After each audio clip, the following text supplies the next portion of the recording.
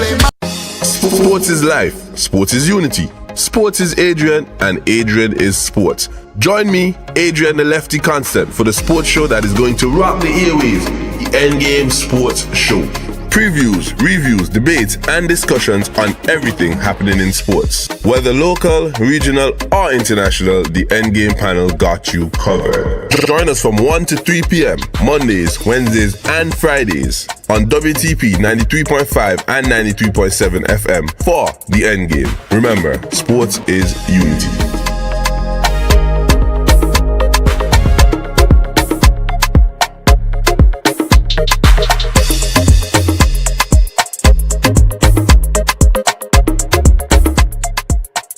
Good afternoon and welcome to the Endgame Sports Show. My name is Adrian Constant. This is WTP Media Network and mixed emotions. Well, not a lot of mixed emotions, just down emotions. We lost last night. West Indies lost. The Spurs lost. I'm kind of happy about that. But, it's sports. It's the Endgame. Where do we start? We start with sports, and that's the only thing that's happening. It's WTP Media Network. My name is Adrian Constant. In sports news today, when it comes to the World Cup is around the corner. The FIFA World Cup is around the corner. It starts on the 12th, 11th. It starts on the 11th of June, with the first match being down in Mexico. And this World Cup, listen to how crazy this World Cup is, right? We have matches. Listen to how crazy the World Cup be. When I say crazy,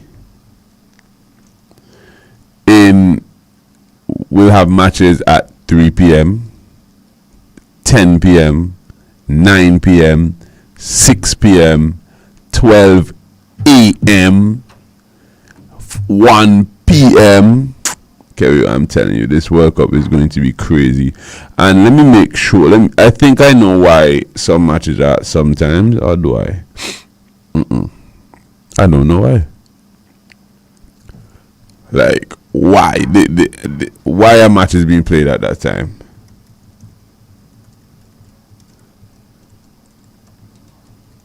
It's funny.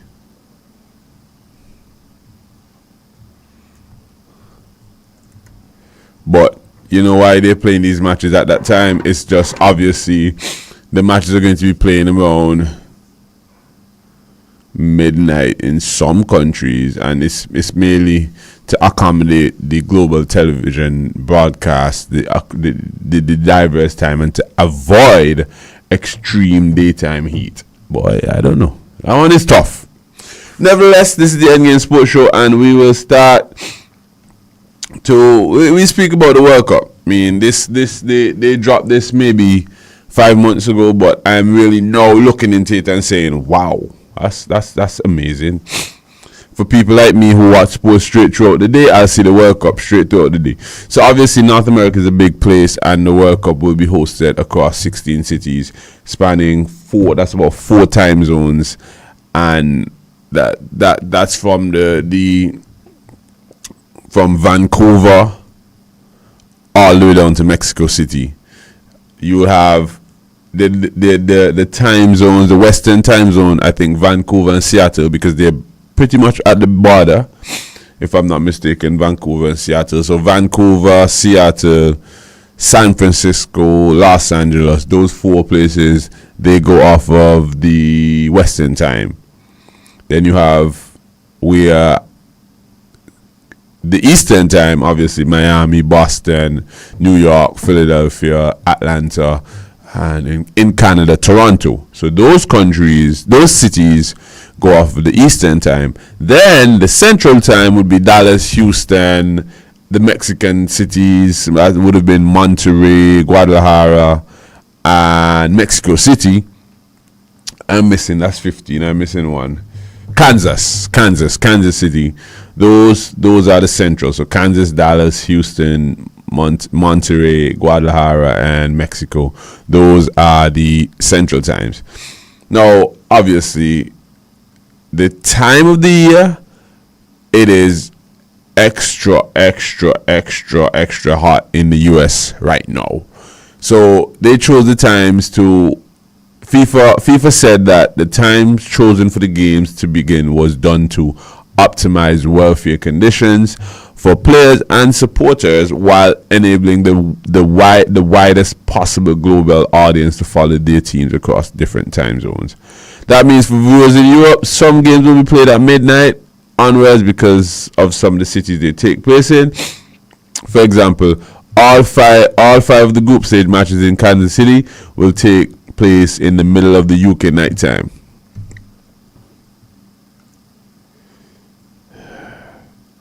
The knockout stage, pretty much the same. So, I like that. I like the FIFA taking their time with this World Cup, trying to make sure they get certain things done. I still am not super happy about the World Cup ticket prices. Oh.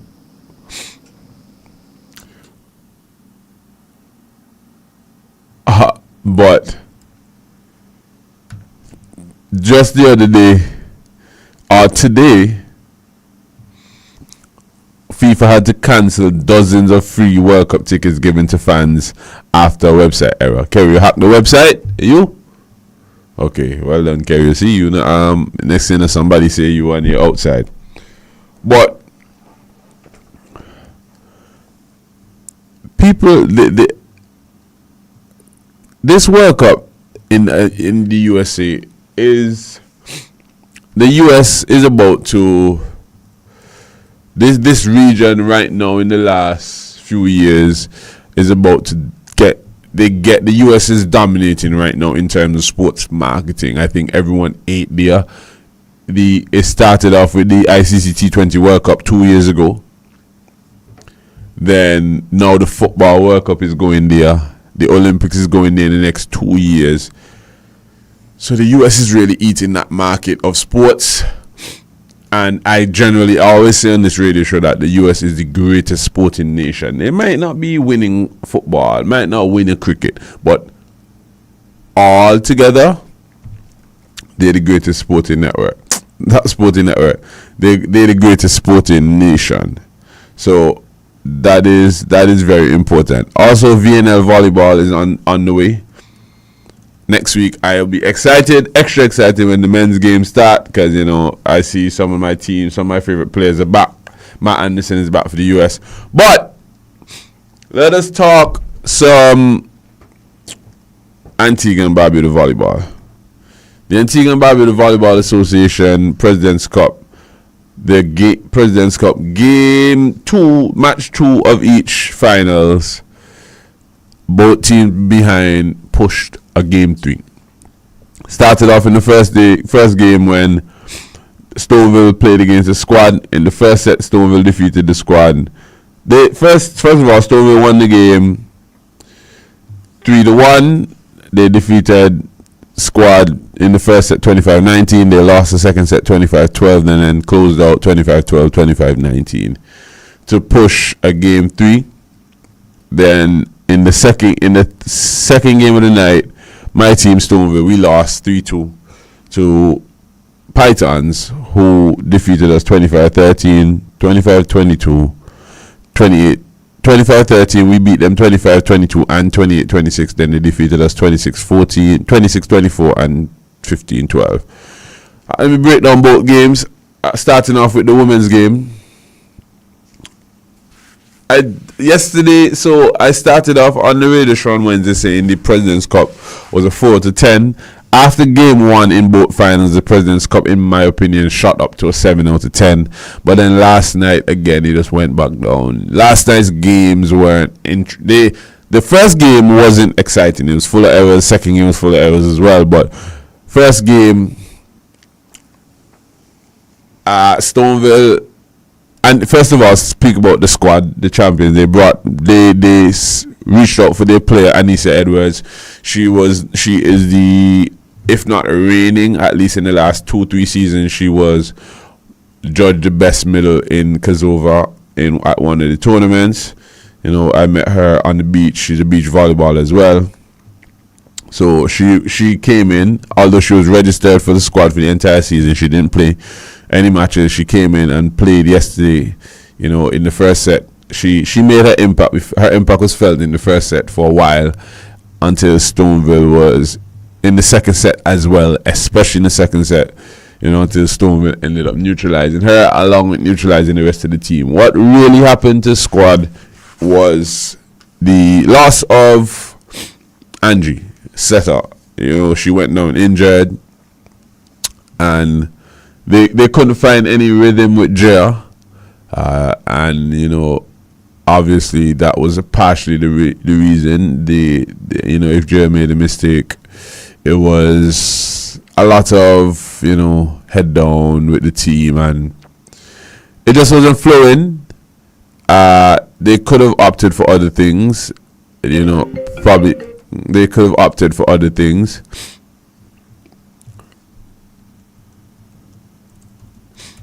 And they weren't able to. However, I do think that they're a solid team, and I think that they will push. The game will be solid tomorrow. On the Stoneville side, their serve reception wasn't the greatest, but defensively they stuck to it, and offensively, Josan had some brilliance, some individual brilliance, Rihanna as well, Jazara, but squad wasn't on their game at all, and Stoneville made sure they took advantage of it.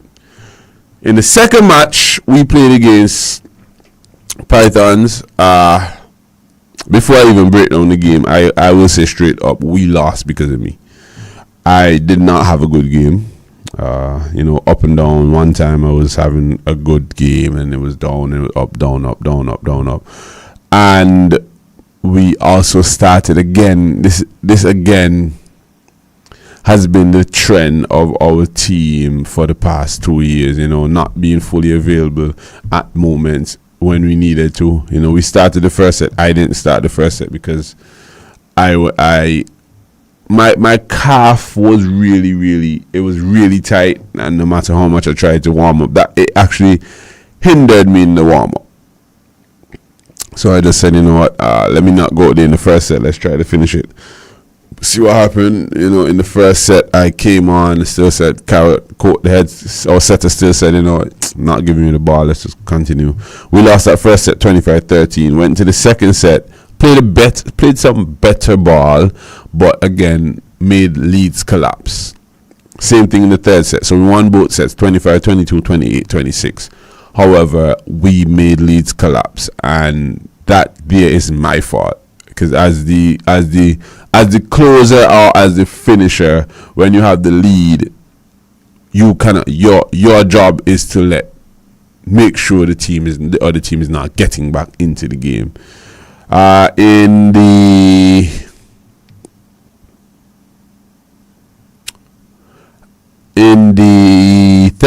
fourth set, and then on top of that, our passing wasn't the greatest.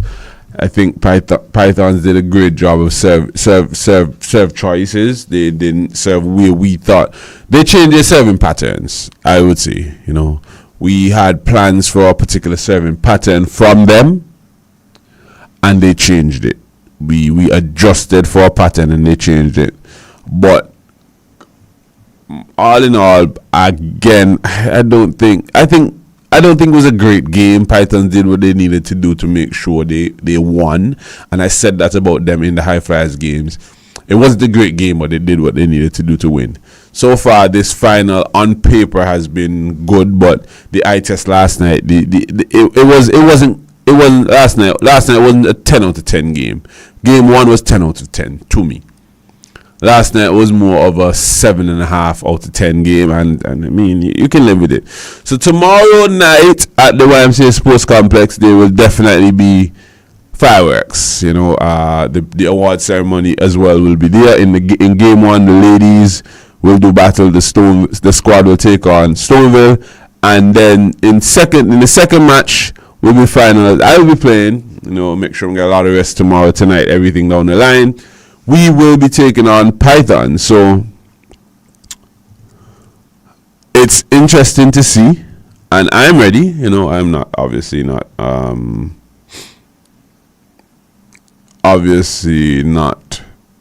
worried about a loss. I don't think we're going to lose, regardless of what lineup we put out there. You know, I am fully confident that we'll win this match. I'll tell you that. You're locked into the Endgame Sports Show. My name is Adrian Constant. This is WTP Media Network. We will be right back.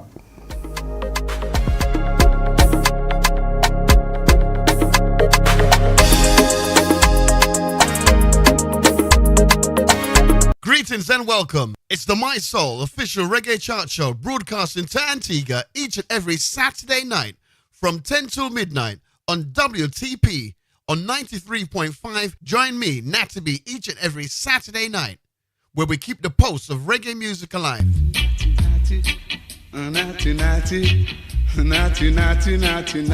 Hey y'all, it's your girl Weezy here. Are you looking for some nice, relaxing music while you do your chores on Sunday morning? I got the perfect radio station for you. Tune in to 93.5 FM every Sunday and listen to Easy Listening Sunday mornings. We see you the Maestro Love from 11 a.m. to 2 p.m. and rock to music from yesteryear to this year. From Louis Armstrong, Tina Turner, Sam Cooke, Whitney Houston, musical selections just for you. You won't regret it. You're not going to regret them. That's it, Antigua and Twang, guys. It's your girl Weezy again. And remember, you're listening to CJ the Maestro Love, Easy Listening Sunday mornings on WTP 93.5 FM. Unwind, relax, and enjoy. Are you ready? Last year, we had a party, but this year, we are back for an encore performance. Are you ready now? It's the Long Bay Lager Caribbean Melting Pot. Thursday, July 30th, 8 p.m. sharp. Carnival City comes alive. Short time in 5, so let we start it. With the undisputed king of soca, Marshall Montano. Alongside the soca general, Skinny Fabulous. From Grenada, bringing pure jab energy, Muddy. Antigua's reigning soca monarch, Tian Winter. And the carnival baby herself, Tizzy. Straight out of Dominica, Triple K International. Listen out for a heavy supporting cast. This year is the most epic ultimate encore performance. Early bird tickets are only $100. House of Rhythm, $350. Limited offer. Tickets available on the ticketing app and select ticket outlets island-wide. Feel the rhythm of the Caribbean. Catch the encore performance. Let we go! Are you ready for adventure, drama, action, horror, and family-friendly films all under one roof? Enjoy the magic of the movies with friends and family at Caribbean Cinemas with the latest Hollywood releases. Get off your couch. Come enjoy a refreshing soda and freshly popped hot popcorn while enjoying the best entertainment in the best environment at Caribbean Cinemas. For movies and schedules, visit CaribbeanCinemas.com. See you at the movies. Calypso, Calypso. Feel the rhythm, feel the power, feel the culture of Antigua Barbuda. Friday, July 31st, the stage is set for the most powerful voices, the sweetest melodies, and the real spirit of Carnival. It's the Cavalier Rum Calypso Monarch Finals live at Carnival City. Will the reigning Calypso Monarch be defending her crown? The harder they shake, the harder I coming back. One stage, one microphone, one crown. Who will rise? Who will conquer the Calypso throne? Tickets only $40. Friday, July 31st. It's the Cavalier Rum Calypso Monarch Finals, Carnival City. Sports is life. Sports is unity. Sports is Adrian, and Adrian is sports. Join me, Adrian the Lefty Constant, for the sports show that is going to rock the airwaves, the Endgame Sports Show. Previews, reviews, debates, and discussions on everything happening in sports. Whether local, regional, or international, the Endgame panel got you covered. Join us from 1 to 3 p.m. Mondays, Wednesdays, and Fridays on WTP 93.5 and 93.7 FM for the Endgame. Remember, sports is unity.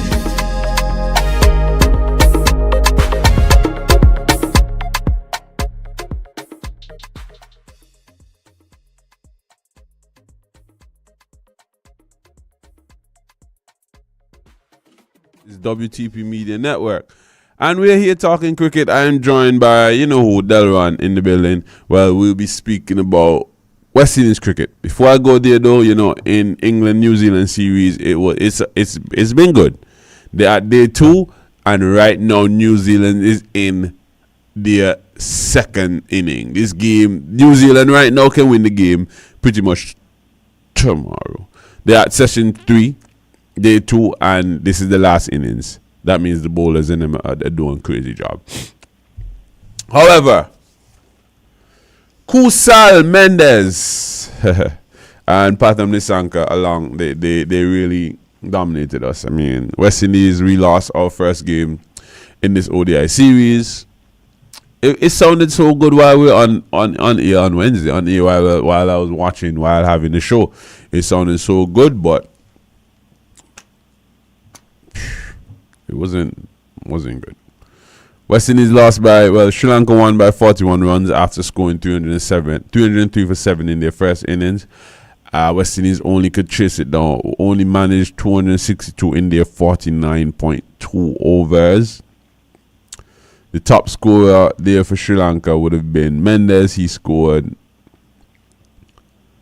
The skipper scored 72 off of 62. He was also named the player of the match. He was assisted. The top score was Nissanka. He had 79, but Mendes had 72 off of 62. He was assisted by Asalanka and Lineage. They had good games as well. Now, joining me on the line is Delron. Good afternoon, Delron.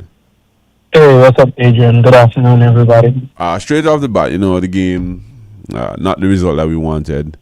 Was it, did West Indies play bad to you, or did Sri Lanka play good? It was a good game, in a sense where Sri Lanka bowled well, and I thought we had some partnerships, but of course, we lost wickets at key moments. Like the wicket to Casey Carty, I found that we lost us at a pivotal moment, and then when something was rebuilding with Rutherford, he got out, and then it just stemmed out. So the natural instinct to take it on as a 2020 in the last 20 wasn't there, because we already don't have any batsmen down at the bottom to really go at it. So, for that, we lost too many wickets at the top. And, of course, we know Shea Hope caught cramp in his innings, so that also was a hindrance for us. And this sad part about this was,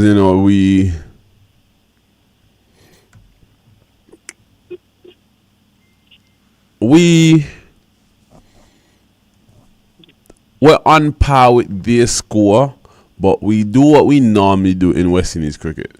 We allow the lower inning, the lower end of a lineup, just above the tail, middle of a lineup, tail of a lineup, to score. And we did that when we allowed Asalanka and Lineage to get to 44, and we allowed Janet to score 44 for 29, 5 fours, 1 6. So we have to clean up that part of it now. Couple different things happened, and it's also sad because the game could have been different with the drop catch, because the first play of the match, literal first play of the match, Casey Carty dropped Linanka. First play of the match, first ball. I mean, had he taken that catch, probably would have been a different game. Now we are in this lineup. We use our four. We use our 4 white ball leading bowlers in Jaden Seals. Well, in Alzari, Matthew Ford, obviously Jaden Seals and Shamar Joseph are now coming to the party in white ball cricket. Let's rewind a bit. When the team was selected, were you happy with the team that was selected? Did you think the team missed somebody else, or somebody else should have been in the team? Personally, I think we picked a more bowling all-rounding team. I think we should have played another batsman. or played a batting all rounder. Because realistically, now we're looking at Justin Graves and who opened? John Campbell. Right. Now with John with maybe because Hetman isn't available as yet, but personally with Justin at the top, normally he comes down the order. Who's filling his role? You know what I mean? So I just think he would have been the batting all rounder that would have been playing down further down in the innings, but now he's at the top. So who replaces him down there? I think that's a pivotal moment, a pivotal spot that needs to be fixed and addressed really soon, especially in our next game. And another thing that I think that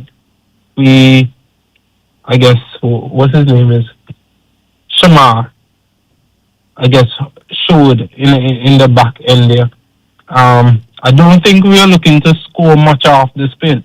I think we were looking more to defend, and I think that kind of allowed them to get into their rhythm. Rafton Chase and Goodicke, their first ball, the man looking to score. If they have to come at you, they're coming at you. So I think we need to play a bit more aggressive. Play a bit more, when I say aggressive, scoring driven. Play to score, not play to just defend in that kind of sense. Yes, we know Hasaranga, he will do anything with the ball. But I mean, let's force him to change. Line, length, something.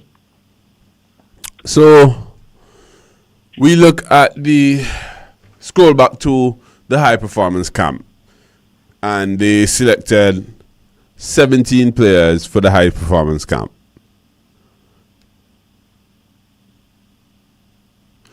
While selecting 15 for the squad. Now the high performance camp feature everyone that's in this team, with the exception of Shimon Hetmai, was featured in the high performance camp.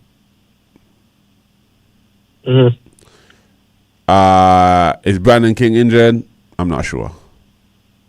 I didn't see any news about him being injured. Not sure if you saw any. No, I haven't.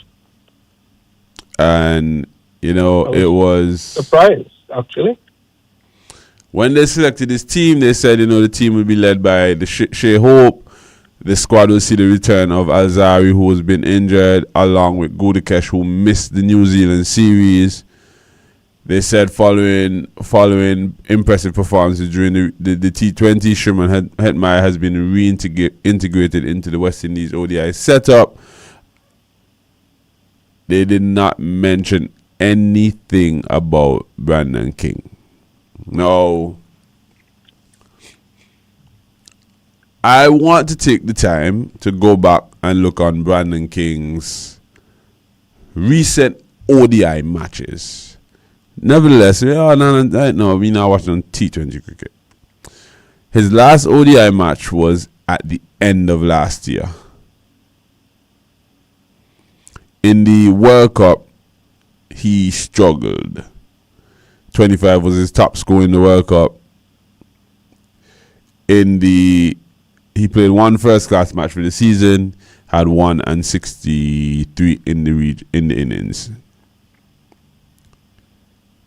Now, if we look at his last few ODI matches, the last time he got to a half century was in June when they played against England. He got to a half century, 59 off of 67. Then he had scores of 16, 4, 1, 5, 44, a duck, and 18. We aren't playing ODI cricket all year round, so him not being in this squad unless he's injured puzzles me. We now put John Campbell, Justin Greaves at the top, and then your problem arises. The problem where we don't have anyone to fill that gap down there because we opted for the fourth bowler. The region right now, we're short on spinners. I think that although I do think that Kyrie Pierre should have been in this squad. I don't see the need for Shamar Springer, Jaden Sears, Alzari, Shamar Joseph, and still having Matthew Ford in this team. That's 5 seam bowlers. And then you have Justin Graves as a part-timer. Yes. So we have 5 true seam bowlers and 1 part-timer. So we have 6. Our 15-man squad is made up of 6 bowlers, and on 5 of the 6, we cannot depend on to get 25 runs easily. We cannot. That's just the fact.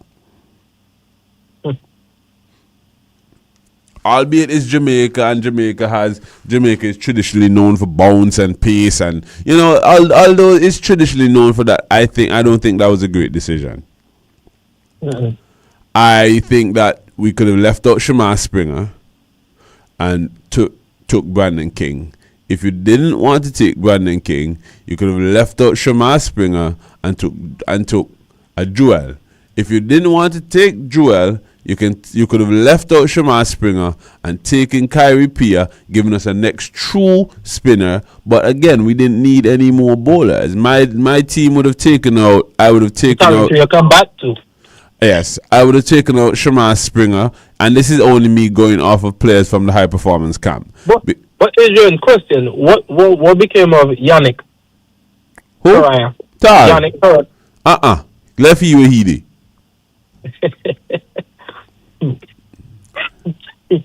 Leave Yannick Correa where he is. There was a spinner from that played. He normally bowled in tandem with Kyrie Pierre out of Trinidad in the 4-day test. It was Goldie bowler, please. I think Goldie. Let me go look him up. I don't remember who spin with Yannick. But yeah, definitely gotta say shout out to my boy Justic, got it locked in one time. Yeah, and as we're here talking about sports,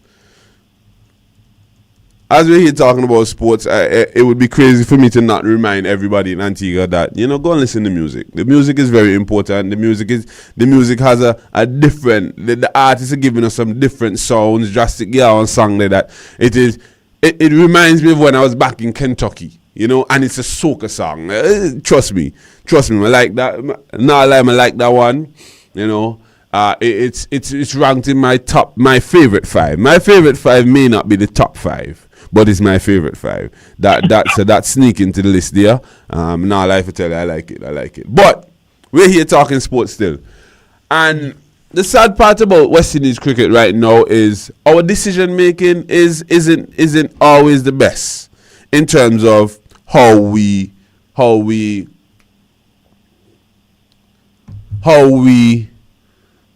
make attack things. If you watch there was a point in time, I think it was Casey Carty batting. Would it have been Casey Carty? Who are all our left hand batters in the lineup? Casey right-handed. Yes, so it wasn't Casey. It was Let me go and tell you. Our left-handed batters in our lineup would have been Rutherford. John Campbell. Gudakesh Moti. Okay, so it's Moti. So Moti is the left-handed that was in. And I made Django down there too. Yes. So Moti being the left-handed that was in, let me tell you what happened. And there's also Augustine down there. There was a period in time where Fernando was bowling, and every time Fernando bowled, he bowled outside the off stump. And Moti hit about 7 balls to Hasaranga. You know what that meant?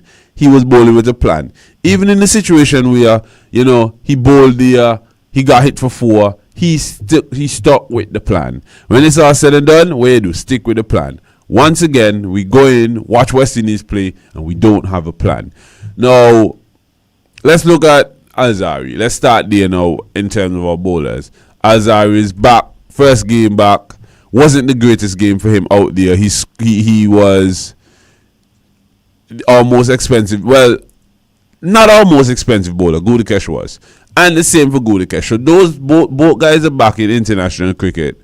One coming off of injury and one coming off of a quote unquote, if you can see me, performance. Remember they said that he's coming back off of a performance stint where they are making sure that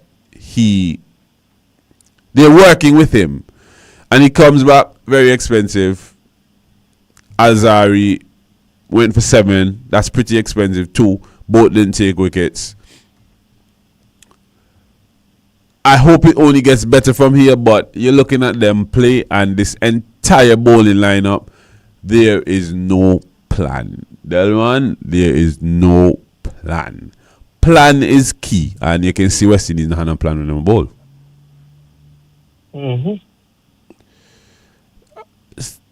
Going into the game tomorrow, Delwan, do you think we make any changes?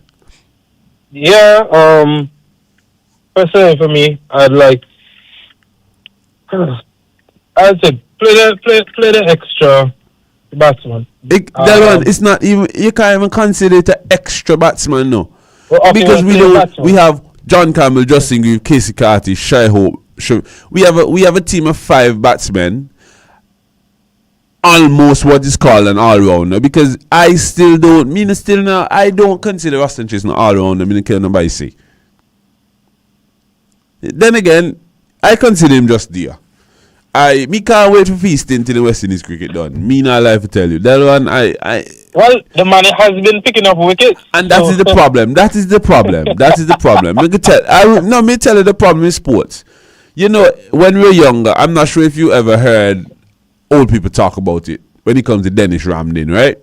Oh, yeah. Ramdin will be the worst thing for months. And just as he's about to get dropped, give us 2 centuries, maybe a half century, and 80 and 70.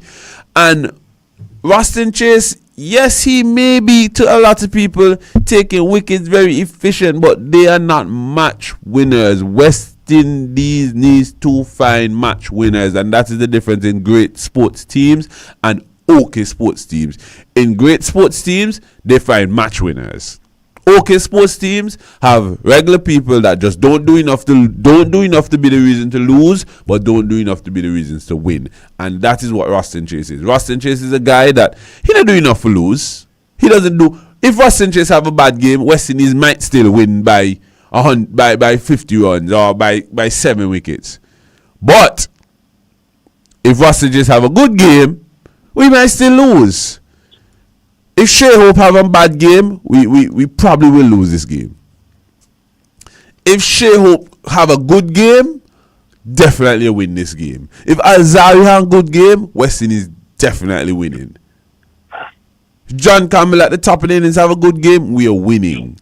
And that is the thing with Ruston Chase. He's a gap stopper. And he's been in that role for so long that we accept it. We accept Ruston Chase coming and getting 2 wickets or 3 wickets. 2 wickets for 40 runs. We are happy with it. We are like, oh, he was efficient, he was effective. We are excited when Ruston Chase scores 40 in 5 games. And that is a standard that I don't think we should hold. We shouldn't be happy with the standard of Ruston Chase averaging 40 in 5 straight games. In 5 straight games, he's averaging 40. He's scoring 45 in 5 straight games. An average of 40 in ODI cricket is a solid average. But in 5 straight games, you should not give us 40 in every game. There has to be games of the 5 that you go 80. You go a century. You go a 90. You give us a big score. And that is the difference between Australia, England, India, New Zealand, South Africa, and the West Indies. When they're doing well, they do well. They're middle orders. They give us they're players. They give us scores. West Indies, when we're batting, a few things happen. When West Indies is batting, you look at these players and you just say, "Boy, wonder when he got out." we never see an innings. Shea Hope will be scoring comfortable, and every ball we're on the edge of our seat. Why?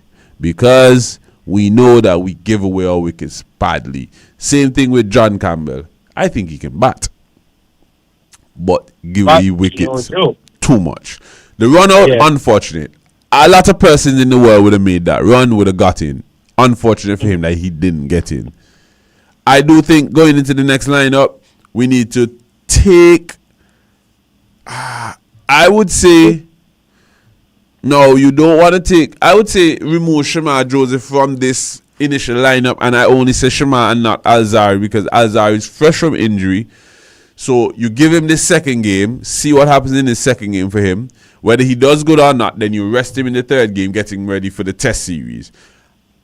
Definitely have to rest. You definitely should rest Shamar Joseph in this game. Then rest in the next game, rest Alzari and Jane Seals so that you can use Shamar Springer. Because again, we're going into after the ODI matches, we go into what? T20? T20. Yes. And then from the you know where we're going. I don't think Shamar Joseph needs to be a part of the T20 squad. Waiting to see what the squad is for the T20 cricket. Anyways, everyone, it was a pleasure being on here. You know, this is WTP Media Network. My name is Adrian Constant. Coming up next, yes, in the building, Young Jugglers. It all goes down tomorrow. How you forget that? No, I did that at the start of the show. Oh, all right. Just making sure. Yeah, so as Delwan was trying to say there, you know, tomorrow is the finals, the actual finals, game 3 of the President's Cup. So, you know, if I now go up on the road tonight, may rest heavy because only thing I might do in the morning is go to the market, you know, get some fresh vegetables and fruits and so on. And then is the President's Cup. But, you know, coming up next is the Intrusion Show. Young Jugglers in the building. Pepper here, I'm here. So, you know, we got 2 hours? 2 to 4. You're locked in. You'll be locked in. And we're in soca mode. Straight through for so we're in soca mode straight through for the month of June. So guess what? You're locked in the WTP Media Network. We'll be right back.